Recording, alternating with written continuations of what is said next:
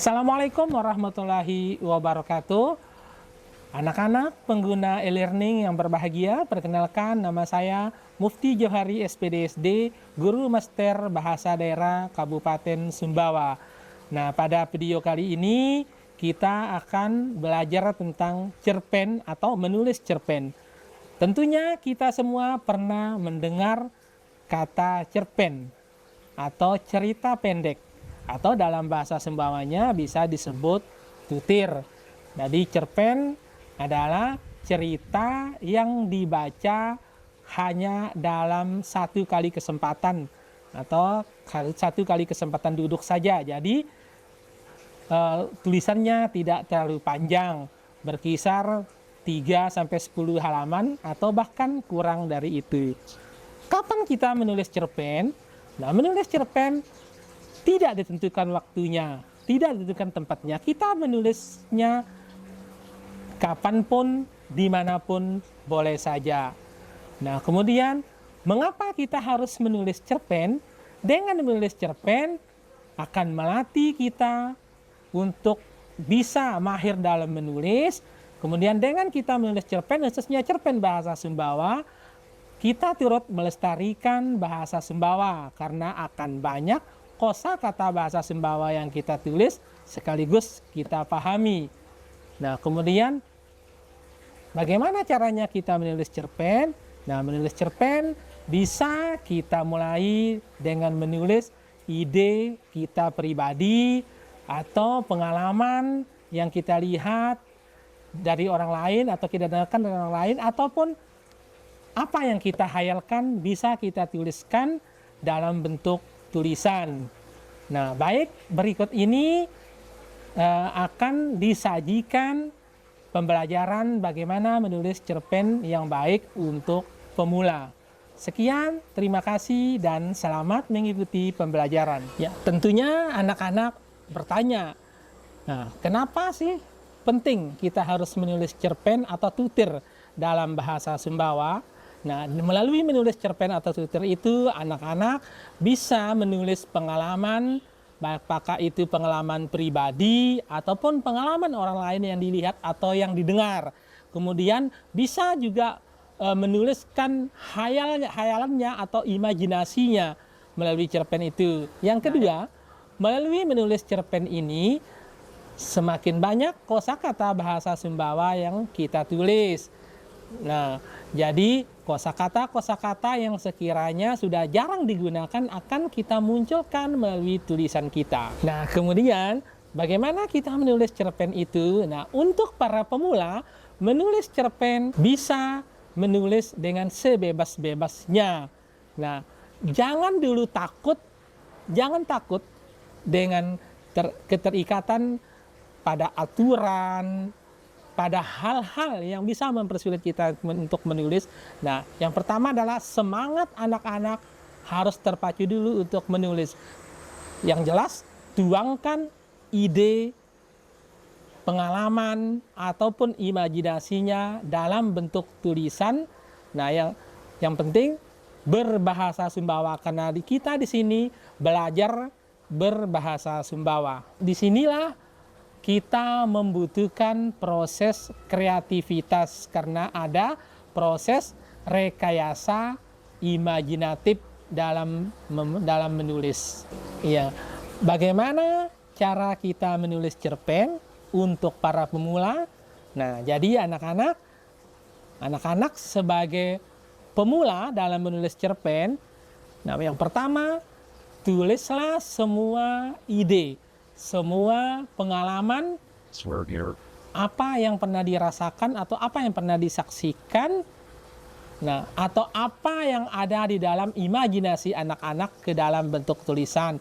Meskipun itu hanya satu paragraf, nah, karena paragraf itulah yang akan menjadi ide atau pijakan tulisan awalnya yang akan dikembangkan menjadi beberapa paragraf, bahkan sampai beberapa halaman. Nah, untuk selanjutnya, marilah anak-anak ikuti sesi pembelajaran selanjutnya agar anak-anak bisa paham bagaimana langkah-langkah ataupun teknik menulis cerpen yang baik. Selamat menyaksikan. Baik, Assalamualaikum warahmatullahi wabarakatuh. Jumpa lagi dengan saya, Mufti Jauhari SPDSD, Guru Master Bahasa Daerah Kabupaten Sumbawa.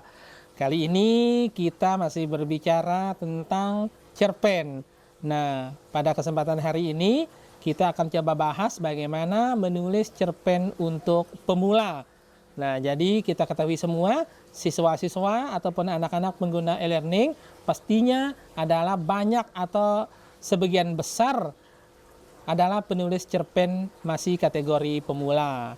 Nah, jadi sebelum kita menulis cerpen, sebaiknya kita pahami dulu apa itu cerpen. Nah, hal ini menurut pendapat Sumarjo bahwa cerpen adalah karya fiksi yang selesai dibaca dalam satu kali duduk.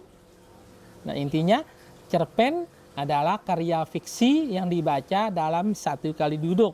Oleh sebab itu, cerpen disajikan terbatas. Ya, kadang hanya terdiri dari 3 halaman sampai maksimalnya 10 halaman. Namun, meskipun demikian, anak-anak sebagai pemula jangan takut menulis. Meskipun itu hanya 1 halaman, bisa dikategorikan cerpen, karena pada kali ini kita tidak akan bahas teori-teori yang menyulitkan anak-anak dalam menulis. Nah, selanjutnya, menulis cerpen kadang-kadang juga membuat kita bingung untuk menentukan apa yang harus kita tulis, kemudian bagaimana kita memulainya. Nah, hal-hal ini sering terjadi pada kita semua, bukan hanya pada anak-anak, pada guru pun terjadi, karena jarangnya kita menulis. Nah, jadi kelebihannya atau manfaatnya kita menulis cerpen, khususnya cerpen berbahasa Sumbawa, adalah kita melestarikan bahasa Sumbawa. Seperti pada video pengantar sebelumnya, bahwa dengan kita banyak menulis cerpen, akan banyak kita menulis kosakata bahasa Sumbawa. Oleh karena itu, semakin kita menulis cerpen, maka kosakata bahasa Sumbawa akan terinventarisir dan akan terselamatkan. Baik, nah pada kali ini akan disajikan ada 4 langkah yang harus dilakukan sebelum kita menulis cerpen. Nah, yang pertama yaitu mencari ide. Nah, di mana ide adalah merupakan hal terpenting dalam segala sesuatu, atau dalam kita berkarya itu ide adalah yang utama. Nah, ide ini bisa datang dari pengalaman pribadi, bisa datang dari pengalaman orang lain, ataupun ide ini bisa kita imajinasikan atau kita hayalkan. Nah, yang kedua, yaitu memikirkan jalan cerita. Nah, membuat gambaran utuh cerpen dalam bentuk bagan sederhana dengan cara menentukan masalah yang akan diangkat. Jadi gambaran permasalahan atau plot cerpen yang sudah dipikirkan secara utuh, mulai dari pengantar, klimaks hingga selesai. Nah, selanjutnya menentukan penokohan dan latar, yaitu tempat, waktu, serta suasana.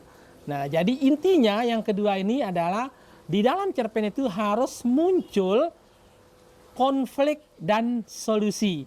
Nah, sesederhana apapun cerpen yang kita tulis, sesingkat apapun cerpen yang kita tulis, harus muncul konflik dan solusinya. Kemudian yang ketiga, nah ini yang tak kalah pentingnya, memulai menulis, nah sebaiknya kita luangkan waktu kita sampai 3 jam atau 2 jam sampai 3 jam untuk kita lebih fokus menyelesaikan tulisan kita di tempat duduk. Kemudian selama proses menulis itu usahakan untuk menulis secara cepat dan mengalir. Jangan terlalu lama menghabiskan waktu untuk memikirkan setiap adegan. Jangan coba-coba kembali ke paragraf sebelumnya, membaca, menghayati atau mengoreksinya. Tulis saja, mengalir begitu saja, karena akan ada step selanjutnya. Nah, yang keempat yaitu kita membaca lagi dan mengoreksi hasil tulisan kita. Nah, jika cerpen selesai ditulis, kita bisa membaca lagi dari awal sehingga akhir. Nah, ketika proses membaca ulang, kita bisa mengoreksi tulisan yang salah ketik, ataupun ada kata-kata yang masih salah. Nah, kita bisa menghayati agar runtut, mudah dipahami, dan tidak janggal. Bahkan menambah atau menghapus bagian-bagian yang tidak sesuai serta menggantinya. Nah, hal ini perlu diingat, yaitu jangan mengubah jalan cerita secara umum karena akan membuat kita bingung.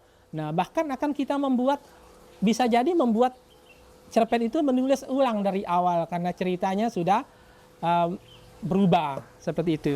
Nah, selain dari 4 langkah yang saya sajikan tadi, jadi ada langkah sederhana untuk menulis cerpen. Nah, yang pertama adalah menggunakan sudut pandang orang pertama, yaitu aku atau saya. Nah, kenapa demikian? Nah, ini bertujuan agar kita mudah untuk mengeksplorasi tulisan.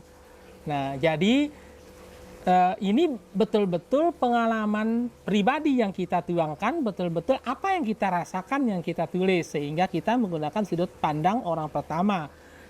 Selalu menggunakan kata aku atau saya. Nah, kemudian yang kedua menggunakan gaya bahasa yang sehari-hari. Menggunakan gaya bahasa yang digunakan sehari-hari dan memahami kaidah penulisan bahasa yang sesuai. Nah, tentunya dalam hal ini adalah kaidah penulisan bahasa Sumbawa. Nah, termasuk juga kosakata bahasa Sumbawa. Meskipun nanti penulisan kosakata bahasa Sumbawa atau penguasaan kosakata bahasa Sumbawa untuk pemula masih sangat-sangat sederhana atau menggunakan kosakata bahasa Sumbawa yang sehari-hari. Nah, yang ketiga, memperbanyak membaca cerpen lain, terutama penulis-penulis profesional, agar memperkaya kosakata dan kemampuan menulis kita. Nah, jadi ada banyak cerpen-cerpen atau tulisan-tulisan dari orang-orang tua kita di Sumbawa yang bisa dijadikan rujukan, yang bisa dijadikan contoh agar kita punya inspirasi, punya gambaran bagaimana cara menulis cerpen yang baik. Dan yang terakhir, nah ini sering menulis agar semakin ahli, karena semakin sering menulis kita akan semakin terlatih. Nah, kemudian jangan takut memperlihatkan cerpen kita kepada orang lain atau mengikuti lomba misalnya. Nah, minta pendapat atau kritikan agar kemampuan menulis kita semakin baik. Nah, langkah terakhir ini adalah langkah kita mengevaluasi, merefleksi diri kita, merefleksi karya kita. Nah, tentunya yang bisa menilai itu bukan diri kita sendiri, yang menilai itu adalah orang lain. Nah, tentunya kehadiran orang-orang tua kita, guru-guru kita untuk mengevaluasi, untuk membaca hasil tulisan kita agar lebih baik sangatlah penting. Nah, langkah-langkah dan cara ini sangat mudah dan praktis untuk mengajari siswa atau penulis pemula dalam menulis cerpen. Jadi berdasarkan uraian singkat ini diharapkan guru mengubah pandangan siswa atau penulis pemula bahwa menulis cerpen itu bukanlah kegiatan yang sulit, namun menulis cerpen itu adalah kegiatan yang menyenangkan. Nah, teori terhebat apapun tidak akan mampu membuat Anda bisa menulis kecuali Anda sendiri menulis dan menulis. Menulis apapun yang ingin Anda tulis dari sekarang. Jadi intinya tulislah walaupun hanya sedikit dari apa yang Anda rasakan, apa yang siswa rasakan, yang dialami, yang dihayalkan. Nah, tulis sebanyak-banyaknya, jadikan itu sebuah ide sehingga pada suatu saat nanti kita bisa membuka lagi tulisan-tulisan singkat itu untuk dikembangkan menjadi sebuah cerpen yang utuh. Demikian, sampai jumpa di sesi selanjutnya. Terima kasih. Wassalamualaikum warahmatullahi wabarakatuh.